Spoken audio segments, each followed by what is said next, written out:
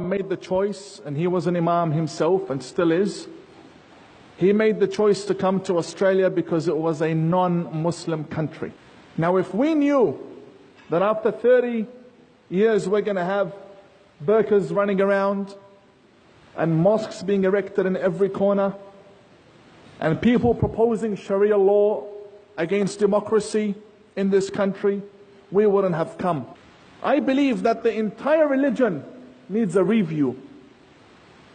I believe that there are certain books that need to be banned from this country. There are books that are regarded the second book after the Quran. And all mainstream Muslims believe in this book. The Bukhari, a very famous book. It's present in at least the majority of Muslim homes, at least. It's everywhere. It's put on the shelf right beside the Quran. And every act of terrorism is taught from that book. And that book is widely available and sold and published in Australia. I don't understand how Muslims believe that, well, radical Muslims is the main issue here, how they believe that if you blow yourself up, you go have lunch with the Prophet Muhammad in heaven. I didn't know my Prophet was running a restaurant up there. I honestly never knew. And then you have other very attractive statements that they state, that you go and you get 72 virgins. But what kind of a virgin is she that I would have to blow myself up for her? And I also oppose the construction of mosques. We have a big problem. Changing this country is something I am against. You can have one mosque in Adelaide, which is the oldest mosque, and then you can have centers. You can have educational centers. You can rent out university theaters, community centers. There's no need to be building mosques that later on are led by radical Muslim leaders. Some of them don't find success in radicalizing the youth that come to the mosque to worship God. So what do? They ride their cars, they drive their cars with their boats from Western Australia, as you may have heard, all the way to Queensland because they want to join ISIS through Malaysia.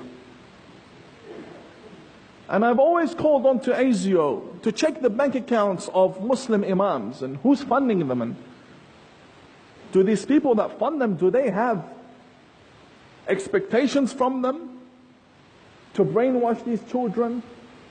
What's going on with genital mutilation and child brides, and what's happening in this country? Now, I know there are some politicians in recent times that have stood up and they're very against Islam. And they want to tell people that Islam is a very dangerous religion. Why do they say that? Now, I don't oppose these politicians because I know exactly what filth is in my religion. I know exactly what's going on, which is why I don't speak out against them. I'm against generalizing because there are good Muslims. But the main message behind it, I agree with. But this will get me in trouble. I've never said this before. But Palestine is Jewish land. I mean, come on, who doesn't know this? Jesus came to Jerusalem. He came to the Israelites who were there. It's Jewish land. It's about time the female politicians stop dressing in headscarves when they go to Muslim countries. I know it's good to respect other people, but if you're the foreign minister, you're a foreign minister with your uniform and your badge, and if they don't respect you as a woman to come and dress in what you like to dress, then that's a country we don't want their embassy, we don't want anything to do with them. If they don't respect our foreign minister, regardless of what country that is. Look, this is Australia. This is what it is.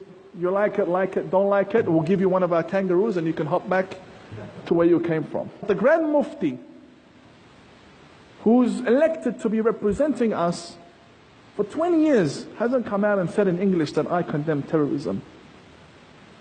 It's true that he endorses verdicts against ISIS. But the problem is, Australia needs to stand against ISIS. The Muslim community here needs a verdict against ISIS. Not someone in America, and you're giving them the thumbs up, good on you. No, we need to take a stand against ISIS because we are worthy of that. We deserve a Muslim community that takes a stand against terrorism, because that's the fine line between hypocrisy and not. If you're not a hypocrite, then speak out. How do you reform a current ideology?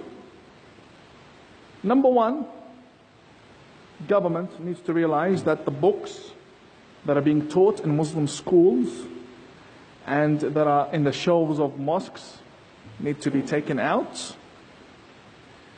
opened up, see the publisher, and posted back to where they came from. Simple as that. We don't need to burn anything. We don't need to create tension. Just gather the books, and thank you very much. That's number one. Secondly, secret services need to monitor the movements of every religious leader. The lectures, if they're in Arabic, what are they saying? The examples they use. Do they have private lessons? Money in the bank accounts?